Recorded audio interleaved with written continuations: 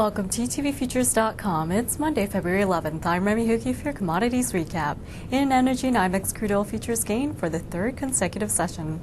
The benchmark crude oil contract ended with a gain of 2% on the day. Supply disruptions outweighed concerns about slowing global growth and weakening demand for oil.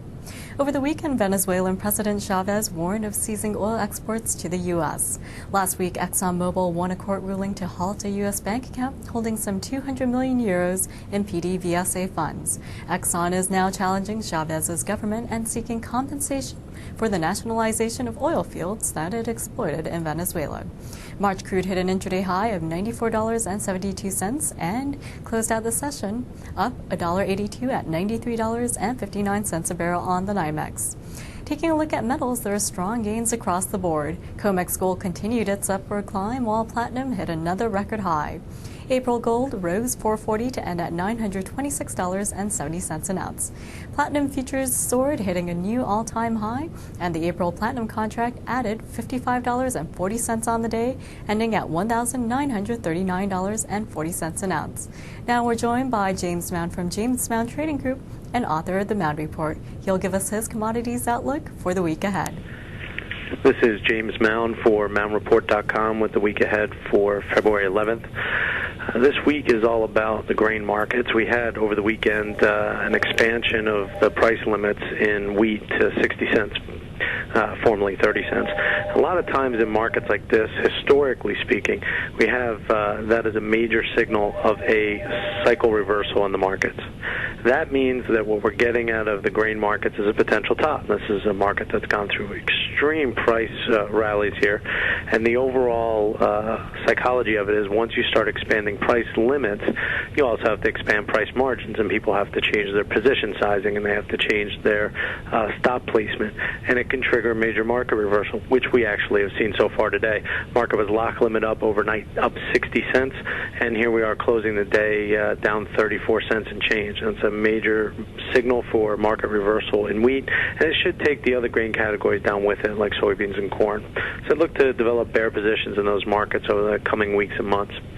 In addition to that, last week we saw a major U.S. dollar rally begin to occur. A lot of that was due to the fact that even though the European Union, that is, did not make a rate change, we did see a rate change from the United Kingdom. And I believe a lot of people are turning a corner here and realizing that despite the fact that you could perceive what the Federal Reserve has done as an aggressive rate-cutting stance, the Europeans seem to be a bit behind the curve here. And that being a bit behind the curve is going to come back to cause a longer-term recessionary environment for European countries. That should be a big catalyst for the U.S. dollar in the next couple of months.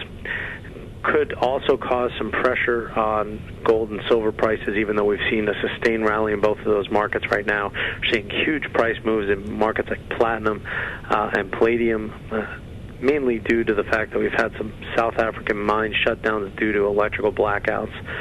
But overall, when you have a strong dollar, you have a weak metals market. But given the fact that the dollar's been weak for so long, the metals market's having a bit of a delayed reaction here. And this gives you a great entry point to establish put positions in gold and silver during these huge up days that are offering some discounted premium entry points.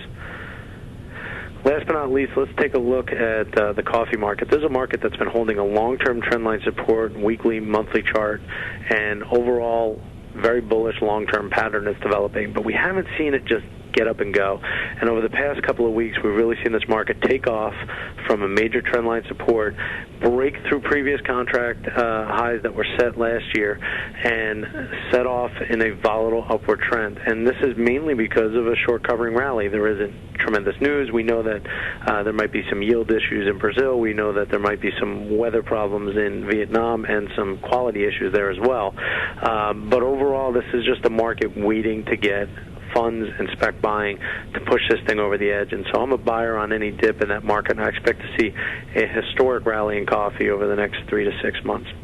And that'll do it for me, James Mound, MoundReport.com in the week ahead. I'll be on vacation for the next few weeks, so I'll speak to you probably on March 1st, and you have a good rest of February.